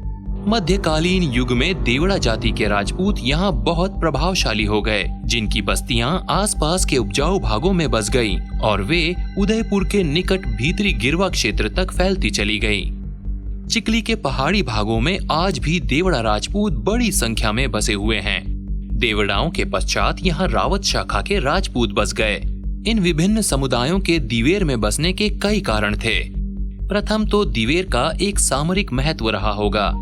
जो समुदाय अपने शौर्य के लिए प्रसिद्ध रहे होंगे, वे धीरे धीरे उत्तरोत्तर अपने पराक्रम के कारण यहाँ बसते गए और एक दूसरे पर प्रभाव स्थापित करते रहे। दूसरा महत्वपूर्ण कारण ये रहा है कि इसकी स्थिति ऐसे मार्गों पर है जहाँ से मारवाड़, मालवा, गुजरात, अजमेर के लिए यातायात और आदान प्रदान की सुविधा रही होगी। ये मार्ग तंग घाटियों वाले उबड़ खाबड़ मार्ग के रूप में आज भी देखे जा सकते हैं। इनके साथ सदियों से आवागमन होने से घोड़ों की टापों के चिन्ह पत्थरों पर आज तक विद्यमान हैं। इन मार्गों में पानी की भी कमी नहीं है, जिसके लिए जगह जगह झरनों के बांधों के अवशेष दृष्टिगोचर होते हैं। सुरक्षा की दृष्टि से स्थान स्थान पर चौकियों के अवशेष भी दिखाई देते हैं। जब अकबर ने कुंभलगढ़, देवगढ़, मदारिया आदि स्थानों पर कब्जा कर लिया तो वहां की चौकियों से संबंध बनाए रखने के लिए दिवेर का चयन एक रक्षा स्थल के रूप में किया गया। यहाँ बड़ी संख्या में घुड़सवारों और हाथियों का दल रखा गया। इसके साथ साथ इन चौकियों के लिए रसद भिजवाने का भी ये सुगम स्थान था। जहां एक तरफ महाराणा प्रताप 56 के पहाड़ी स्थानों में बस्तियां बसाने और मेवाड़ के समतल भागों में खेतों को उजाड़ने में व्यस्त थे, वहीं दूसरी तरफ अकबर दिवेर के मार्ग से उत्तरी सैनिक चौकियों का पोषण भेजने की व्यवस्था में लगा रहा। प्रताप 56 की चौकियों को हटाने में तथा मध्य भागीय मेवाड़ की चौकियों को निर्बल बनाने के लिए अपनी नीतियों में अवश्य सफल हो गए, परंतु दिवेर का केंद्र फिर भी मुगलों के लिए मजबूत था। इस पृष्ठभूमि में दिवेर का इतिहास महाराणा प्रताप व मुगलों के संघर्ष से जुड़ा हुआ था। इस युद्ध की तैयारी के लिए जहां एक तरफ प्रताप ने अपनी शक्ति सुदृढ़ करने की नई योजना तैयार की, वहीं दूसरी ओर 56 का क्षेत्र मुगल से युक्त हो चला था और मध्य मेवाड़ में रसद के अभाव में मुगल चौकियां बेजान होती जा रही थीं। अब महाराणा प्रताप के लिए केवल उत्तरी मेवाड़ में मुगल चौकियों को नष्ट करने व दिवेर के संबंध में कदम उठाने की आवश्यकता थी। इस संबंध में महाराणा प्रताप ने गुजरात और मालवा की ओर से अपने सैनिकों को भेजना आरंभ किया और साथ ही आसपास के मुगल अधिकार क्षेत्र में छापे मारना शुरू कर दिया। इसी क्रम में भामा शाह ने, जो मेवाड़ के प्रधान शाह और सैनिक व्यवस्था के अगुवा थे, मालवे पर चढ़ाई कर दी और वहां से 2,30,000 रुपए और 20,000 अशर्फियां दंड में लेकर एक बड़ी धनराशि इकट्ठी की। इस रकम को लाकर उन्होंने महाराणा को चूलिया ग्राम में समर्पित कर दिया। इसी दौरान जब शहबाज खान निराश होकर लौट गया था तो महाराणा ने कुंभलगढ़ और मदारिया के मुगली थानों पर अपना अधिकार स्थापित कर लिया। इन दोनों स्थानों पर महाराणा का अधिकार होना दिवेर पर कब्जा करने की योजना का संकेत था। इसीलिए इस दिशा में सफलता प्राप्त करने के लिए महाराणा प्रताप ने एक नई युद्ध कुशल सेना का संगठन किया, जो छापामार शैली में युद्ध करने में निपुण थी। इस राजपूतों की सेना ने जगह जगह रसद और हथियार इकट्ठे किए। सैनिकों को धन और सुविधाएं उपलब्ध कराई गईं। सिरोही, ईडर, जालोर के सहयोगियों को उत्साहित और उनको जीत का भरोसा कराया गया। ये सभी प्रबंध बहुत ही गुप्त तरीके से होते रहे। मुगलों को यह भ्रम हो गया कि प्रताप मेवाड़ छोड़कर अन्यत्र जा रहे हैं या जा चुके हैं। ऐसे भ्रम के वातावरण से बची हुई मुगल चौकियों के सैनिक बेखबर होकर रहने लगे। जब सब प्रकार की तैयारी हो गई तो महाराणा प्रताप कुंवर अमर सिंह, भामा शाह, चुंडावत, शक्तावत, सोलंकी, पडिहार, रावत शाखा के राजपूत और अन्य राजपूत सरदार दिवेर की ओर दल बल के साथ चल पड़े। दिवेर जाने के अन्य मार्गों व घाटियों में भीलों की टोलियां बैठा दी गई थी, जिससे मेवाड़ में अन्यत्र बची हुई सैनिक चौकियों का दिवेर से कोई संबंध स्थापित न हो सके। अचानक महाराणा की फौज दिवेर पहुंची तो मुगल सेना में भगदड़ मच गई। मुगल सैनिक घाटी छोड़कर मैदानी भाग की तलाश में उत्तर के दर्रे से भागने लगे। महाराणा ने अपने सहयोगियों के साथ भागती सेना का पीछा किया। ये रास्ता कठिन और दुर्गम था। घाटी का मार्ग इतना कंटीला तथा ऊबड़ खाबड़ था कि मैदानी युद्ध में अभ्यस्त मुगल सैनिक परेशान हो गए। अंततो गत्वा घाटी के दूसरे छोर पर, जहां कुछ चौड़ाई थी और नदी का स्रोत भी था, वहां महाराणा प्रताप ने उन्हें जाकर दबोच लिया। दिवेर थाने के मुगल अधिकारी सुल्तान खां को कुंवर अमर सिंह ने जा घेरा और उस पर भाले का ऐसा वार किया कि वो सुल्तान खां को चीरता हुआ घोड़े के शरीर को पार कर गया। घोड़े और सवार के प्राण पखेरु उड़ गए। महाराणा ने भी इसी तरह बहलोल खान और उसके घोड़े का काम तमाम कर दिया। एक राजपूत सरदार ने अपनी तलवार से हाथी का पिछला पांव काट दिया। इस युद्ध में विजय श्री महाराणा प्रताप के हाथ लगी। महाराणा की ये विजय इतनी कारगर सिद्ध हुई कि इससे मुगल थाने, जो सक्रिय या निष्क्रिय अवस्था में मेवाड़ में थे, जिनकी संख्या 36 बतलाई जाती है, वहां से उठ गए। अकबर की शाही सेना, जो यत्र तत्र कैदियों की तरह पड़ी हुई थी, लड़ती भिड़ती, भूख से बिलबिलाती, गिरती पड़ती, जीती मरती, उल्टे पांव मुगल इलाकों की तरफ भाग खड़ी हुई। यहां तक कि 1585 ईस्वी के आगे अकबर भी उत्तर पश्चिम की समस्या के कारण मेवाड़ के प्रति उदासीन हो गया, जिससे महाराणा को अब चांवड़ में नवीन राजधानी बनाकर लोकहित में जुटने का अच्छा अवसर मिला। दिवेर की विजय महाराणा के जीवन का एक उज्जवल कीर्तिमान है। जहां हल्दी घाटी का युद्ध नैतिक विजय और परीक्षण का युद्ध था, वहां दिवेर छापली का युद्ध एक निर्णायक युद्ध बना। इसी विजय के फलस्वरूप पूरे मेवाड़ पर महाराणा का अधिकार स्थापित हो गया। एक अर्थ में हल्दी घाटी के युद्ध में राजपूतों ने रक्त का बदला दिवेर में चुकाया। दिवेर की विजय ने यह प्रमाणित कर दिया कि महाराणा का शौर्य, संकल्प और वंश गौरव अकाट्य और अमिट है। इस युद्ध ने यह भी स्पष्ट कर दिया कि महाराणा के त्याग और बलिदान की भावना के नैतिक बल ने अकबर की राज विस्तार वाली सत्तावादी नीति को परास्त किया। लेकिन सर, इसमें कहीं भी मैराथन जैसा कुछ नहीं लगता है, तो फिर दिवेर के युद्ध को क्यों मैराथन युद्ध कहते हैं? यह समझाने की कृपा करें। इसको समझने के लिए मैं तुमको अंग्रेज इतिहासकार कर्नल जेम्स टॉड का उल्लेख करूंगा। कर्नल जेम्स टॉड ने जहां हल्दी घाटी को थमापौली कहा है, वहीं दूसरी तरफ दिवेर छापली के युद्ध को मेवाड़ का मैराथन की संज्ञा दी है। इसको इस प्रकार समझिए कि जिस प्रकार एथेंस जैसी छोटी इकाई ने फारस की बलशाली और शक्तिवान सेना को मैराथन में पराजित किया था, उसी प्रकार मेवाड़ जैसे छोटे राज्य ने मुगल राज्य के विशाल सैन्य बल को दिवेर में परास्त किया। महाराणा प्रताप की ये दिवेर विजय की दास्तान सर्वदा हमारे देश की आने वाली पीढ़ियों के लिए सदैव प्रेरणा स्रोत बनी रहेगी। इतिहास में हमारी पीढ़ियों को सदियों तक महाराणा प्रताप के इस मेवाड़ के मैराथन को बताया जाता रहेगा।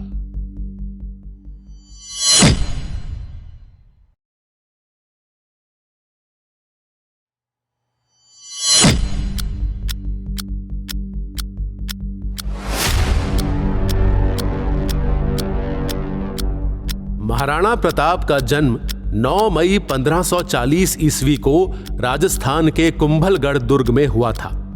महाराणा प्रताप की जयंती विक्रमी संवत कैलेंडर के अनुसार प्रतिवर्ष ज्येष्ठ मास के शुक्ल पक्ष की तृतीया तिथि को भी मनाई जाती है। महाराणा प्रताप मेवाड़ के 13वें राजा थे, जो आज उत्तर पश्चिमी भारत में राजस्थान राज्य का हिस्सा है। महाराणा प्रताप को हल्दी घाटी की लड़ाई और दिवेर की लड़ाई में उनकी प्रमुख भूमिका के लिए पहचाना जाता है और उनको मुगल साम्राज्य के विस्तारवाद के खिलाफ उनके सैन्य प्रतिरोध के लिए मेवाड़ी राणा करार दिया गया। सन 1572 से 1597 में अपनी मृत्यु तक वो मेवाड़ के सिसोदिया वंश के शासक रहे थे। महाराणा प्रताप के पिता महाराणा उदय सिंह और माता जीवत कमर या जयवंत कमर थीं। वे राणा सांगा के पौत्र थे। महाराणा प्रताप को बचपन में सभी कीका नाम लेकर पुकारा करते थे। राजस्थान के राजपूताना राज्यों में मेवाड़ का अपना एक विशिष्ट स्थान है, जिसमें इतिहास के गौरव बाप्पा रावल, खुमाण प्रथम, महाराणा हम्मीर, महाराणा कुंभा, महाराणा सांगा, उदय सिंह और वीर शिरोमणि महाराणा प्रताप ने जन्म लिया है। महाराणा प्रताप उदयपुर मेवाड़ में सिसोदिया राजवंश के कुल देवता एकलिंग महादेव हैं। मेवाड़ के राणाओं के आराध्य देव एकलिंग महादेव का मेवाड़ के इतिहास में बहुत महत्व है। एकलिंग महादेव का मंदिर उदयपुर में स्थित है। मेवाड़ के संस्थापक बाप्पा रावल ने 8वीं शताब्दी में इस मंदिर का निर्माण करवाया और एक लिंग की मूर्ति की प्रतिष्ठापना की थी। महाराणा प्रताप के पास उनका सबसे प्रिय घोड़ा चेतक था। महाराणा प्रताप जिस घोड़े पर बैठते थे, वो घोड़ा दुनिया के सर्वश्रेष्ठ घोड़ों में से एक था। ऐसा कहा जाता है कि महाराणा प्रताप तब 72 किलो का कवच पहनकर 81 किलो का भाला अपने हाथ में रखते थे। भाला, कवच और ढाल तलवार का वजन कुल मिलाकर 208 किलो था। राणा 208 किलो वजन के साथ युद्ध के मैदान में उतरते थे। सोचिए तब उनकी शक्ति क्या रहती होगी। पहले महाराणा के मेवाड़ की राजधानी उदयपुर थी। उन्होंने 1568 से 1597 ईस्वी तक शासन किया। भौगोलिक स्थिति के कारण उदयपुर पर यवन, तुर्क आसानी से आक्रमण कर लेते थे। फिर महाराणा प्रताप ने विचार किया तथा अपने खासम खास सामंतों की सलाह से प्रताप ने उदयपुर को छोड़कर कुंभलगढ़ और गोगुंदा के पहाड़ी इलाके को अपना नया केंद्र बनाया, जहां पर वो अपनी गतिविधियों को ठीक ठाक तरीके से करने में सफल हो रहे थे, क्योंकि ये जगह पहाड़ियों और जंगलों से भरी और घिरी हुई थी। यहां पर बाहरी दुश्मन उनके बारे में कोई जानकारी नहीं जुटा पा रहा था और उनके ऊपर हमला करने के लिए किसी को साहस भी नहीं हो रहा था। तुर्क अकबर जब तब उदयपुर, चित्तौड़गढ़ और सिसोदिया वंश के हमला करता रहता है। हमारे आसपास के तमाम राजपूतों ने उसकी अधीनता को स्वीकार कर लिया है और वे सब हमारे खिलाफ उस तुर्क को उकसाते रहते हैं। ऐसे समय में हमको किसी सुरक्षित स्थान पर चले जाना चाहिए। आप उदयपुर छोड़कर कहाँ जाने की सोच रहे हैं महाराणा? उदयपुर हमारी विरासत है, इसे छोड़कर कहाँ जाएंगे? शक्ति सिंह, हम उदयपुर को छोड़ नहीं रहे हैं। हम केवल ये विचार कर रहे हैं कि हम किसी ऐसी सुरक्षित जगह पर अपने परिवार और अपनी सेना को रखें जहां पर उनको किसी प्रकार का कोई खतरा ना हो। उदयपुर तो हमारा है ही। वो तुर्क अकबर मान सिंह को और दूसरे सैनिकों को भेजकर हमारे ऊपर जब तक हमला करता रहता है, हमारी सेना इससे धीरे धीरे कम होती जाएगी और उनका मनोबल घटता जाएगा। इसलिए मैं ये सोच रहा हूं कि हम अपनी सेना को और अपने परिवार को किसी एक सुरक्षित स्थान पर रखें जहां वो तुर्क हम पर हमला ना कर सके, और अगर हमला करे भी तो हम उसको माकूल जवाब दे सकें। इसके लिए तो हमें आसपास के ही किसी पहाड़ी इलाके को अपना स्थान बनाना चाहिए। शक्ति सिंह, यही मैं भी सोच रहा हूं कि गोगुंदा या कुंभलगढ़ में हम अपनी सेना और अपने परिवार को सुरक्षित रखें और वहीं से हम चित्तौड़गढ़ और उदयपुर पर अपनी निगरानी रखें। महाराणा, आपका ये विचार बिल्कुल सही है। हम लोग गोगुंदा या कुंभलगढ़ में रहकर भी अपने उदयपुर और चित्तौड़गढ़ की रक्षा कर सकते हैं। जिस समय सन 1572 ईस्वी में महाराणा प्रताप सिंह ने मेवाड़ की गद्दी संभाली, उस समय राजपूताना बेहद नाजुक दौर से गुजर रहा था। दिल्ली के बादशाह अकबर की क्रूरता के आगे राजपूताने के कई राजाओं ने अपने सिर झुका लिए थे। कई वीर प्रतापी राज्यवंशों के उत्तराधिकारियों ने अपनी कुल मर्यादा का सम्मान भुलाकर मुगलिया वंश से वैवाहिक संबंध स्थापित कर लिए थे। लेकिन कुछ स्वाभिमानी राजघरानों के साथ ही महाराणा प्रताप भी अपने पूर्वजों की मर्यादा की रक्षा हेतु अटल थे और इसलिए तुर्क बादशाह अकबर की आंखों में वे सदैव खटका करते थे। अकबर ने सन 1568 ईस्वी से ही मेवाड़ को जीतने के लिए कई प्रयास किए। अजमेर को अपना केंद्र बनाकर अकबर ने महाराणा प्रताप के विरुद्ध सैनिक अभियान शुरू कर दिया। महाराणा प्रताप ने कई वर्षों तक मुगलों के सम्राट अकबर की सेना के साथ संघर्ष किया। अपनी विशाल मुगलिया सेना, बेमिसाल बारूद खाने, युद्ध की नवीन पद्धतियों के जानकारों से युक्त सलाहकारों, गुप्तचरों की लंबी फेहरिस्त, चालबाजी के उपरांत भी जब अकबर महाराणा प्रताप को झुकाने में असफल रहा तो उसने आमेर के महाराजा भगवान दास के भतीजे मान सिंह को विशाल सेना के साथ डूंगरपुर और उदयपुर के शासकों को अधीनता स्वीकार करने हेतु विवश करने के लक्ष्य के साथ भेजा। मान सिंह की सेना के समक्ष डूंगरपुर राज्य अधिक प्रतिरोध नहीं कर सका और उसने अकबर की अधीनता को स्वीकार कर लिया। इसके बाद मान सिंह महाराणा प्रताप को समझाने हेतु उदयपुर पहुंचे। मान सिंह ने उन्हें अकबर की अधीनता स्वीकार करने की सलाह दी, लेकिन प्रताप ने दृढ़तापूर्वक अपनी स्वाधीनता बनाए रखने की घोषणा की और युद्ध में सामना करने की घोषणा भी कर दी। मान सिंह के उदयपुर से खाली हाथ आ जाने को बादशाह अकबर ने अपनी करारी हार के रूप में लिया तथा अपनी विशाल मुगलिया सेना को मान सिंह और आसफ खां के नेतृत्व में मेवाड़ पर आक्रमण करने के लिए भेज दिया। आखिरकार 30 मई सन 1576 बुधवार के दिन प्रातःकाल में हल्दी घाटी के मैदान में भयंकर युद्ध छिड़ गया। महाराणा प्रताप का हल्दी घाटी के युद्ध के बाद का समय पहाड़ों और जंगलों में ही व्यतीत हुआ। अपनी गुरिल्ला युद्ध नीति द्वारा उन्होंने अकबर को कई बार मात दी। महाराणा प्रताप चित्तौड़ छोड़कर जंगलों में रहने लगे।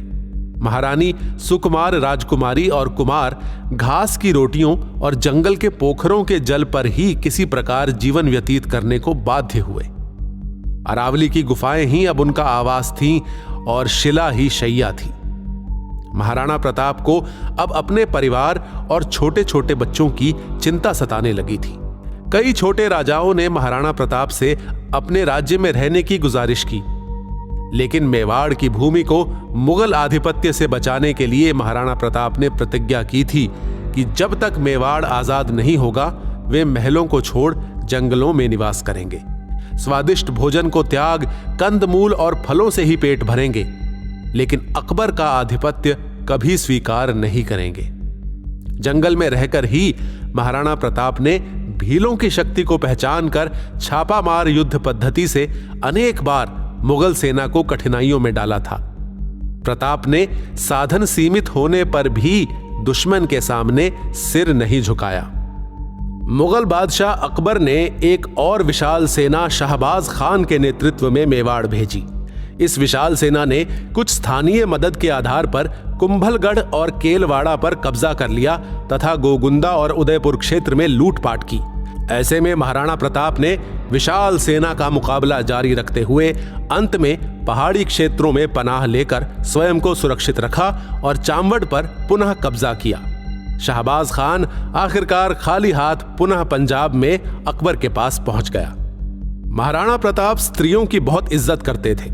इसका एक उदाहरण यहां दिखाई पड़ता है कि जब प्रताप की वीरता ऐसी थी कि उनके दुश्मन भी उनके युद्ध कौशल के कायल थे, उदारता ऐसी कि दूसरों की पकड़ी गई मुगल बेगमों को सम्मानपूर्वक उनके पास वापस भेज दिया था। मुगलों के साथ कुछ मानसिंह जैसे राजपूत चाहते थे कि महाराणा प्रताप किसी भी तरह अकबर की अधीनता स्वीकार कर दीने इलाही धर्म अपना ले। इसके लिए उन्होंने महाराणा प्रताप तक कई प्रलोभन संदेश भी भिजवाए, लेकिन महाराणा प्रताप अपने निश्चय पर अडिग रहे। प्रताप राजपूत की आन का वो सम्राट, हिंदुत्व का वो गौरव सूर्य इस संकट, त्याग, तप में अडिग रहा। चित्तौड़ को छोड़कर महाराणा ने अपने समस्त दुर्गों का शत्रु से पुनः उद्धार कर लिया। उदयपुर को उन्होंने अपनी राजधानी बनाया। विचलित मुगलिया सेना के घटते प्रभाव और अपनी आत्मशक्ति के बूते महाराणा ने चित्तौड़गढ़ व मांडलगढ़ के अलावा पूरे मेवाड़ पर अपना राज्य पुनः स्थापित कर लिया। इसके बाद मुगलों ने कई बार महाराणा प्रताप को चुनौती दी, लेकिन मुगलों को मुंह की खानी पड़ी। आखिरकार युद्ध और शिकार के दौरान लगी चोटों की वजह से महाराणा प्रताप की मृत्यु 1597 को चावंड में हुई।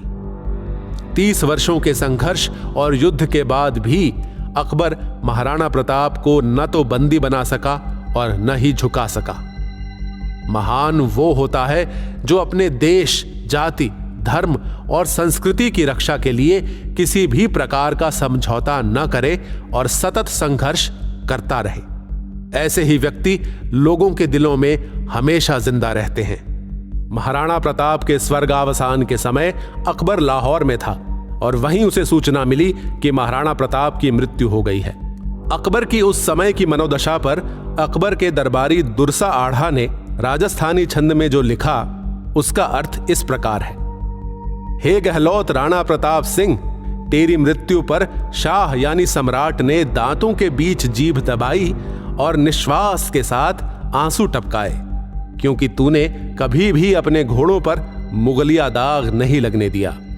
तूने अपनी पगड़ी को किसी के आगे झुकाया नहीं। हालांकि तू अपना आड़ा यानी यश या राज्य तो गंवा गया, लेकिन फिर भी तू अपने राज्य के धुरे को बाएं कंधे से ही चलाता रहा। तेरी रानियां कभी नवरोजों में नहीं गईं और न ही तू खुद आसतों यानी बादशाही डेरों में गया। तू कभी शाही झरोखे के नीचे नहीं खड़ा रहा और तेरा रौब दुनिया पर निरंतर बना रहा। इसलिए मैं कहता हूं कि तू सब तरह से जीत गया और बादशाह हार गया। अपनी मातृभूमि की स्वाधीनता के लिए अपना पूरा जीवन बलिदान कर देने वाले ऐसे वीर शिरोमणि महाराणा प्रताप और उनके स्वामी भक्त अश्व चेतक को शत शत कोटि कोटि प्रणाम।